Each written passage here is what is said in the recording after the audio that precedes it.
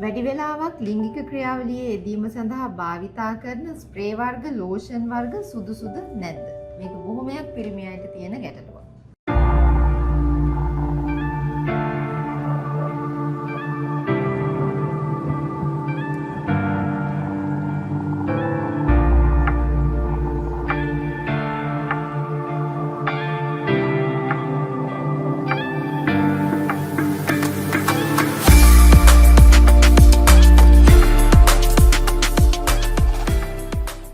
වැඩි වෙලාවක් ලිංගික ක්‍රියාවලියේ යෙදීම සඳහා භාවිතා කරන්නේ බොහෝ වෙලාවට ලෝෂන් වර්ග සහ ස්ප්‍රේ වර්ග. බොහොමයක් වෙලාවට මේ ඩිලේට් ස්ප්‍රේ වල සහ ලෝෂන් වල අන්තර්ගත වෙන්නේ අපි නම් කිරීම සඳහා, ඒ කියන්නේ හිරිවැටවීම සඳහා යොදා ගන්න ඖෂධ කාණ්ඩීය ද්‍රව්‍ය. ඉතින් මේවා තුලින් සිද්ධ වෙන්නේ මේ ග්ලාන්ස් පීනිස් එකේ තියෙන නර්ව් එන්ඩින්ග්ස් වල සංවේදීතාවය අඩු කරන එක.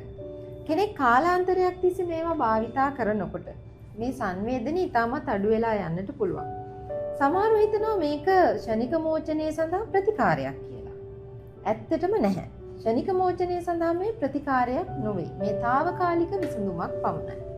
ඒ වගේම තමයි මේ භාවිතා කරන දේවල් කාලාන්තරයක් තිස්සේ භාවිතා කිරීම සහ නිරන්තරයෙන් භාවිතා කිරීම නිසා වෙනත් ලිංගික ගැටලු, ලිංගික අප්‍රාණිකත්වය වෙන තත්ත්වයන්ට, ලිංගික සංවේදනය නැති වෙලාම යන තත්ත්වයන්ට පත් වෙන්නටත් පුළුවන්. ඒ වගේම තමයි ඔබ මෙය වැඩිපුර ප්‍රමාණයක් භාවිතා කරනවා නම් ඒ යෝනි මාර්ගයට ගියොත් කාන්තාවටත් මේ සංවේදන අඩුවීමේ තත්ත්වයට මුහුණ දෙන්නට සිද්ධ වෙන්න පුළුවන්.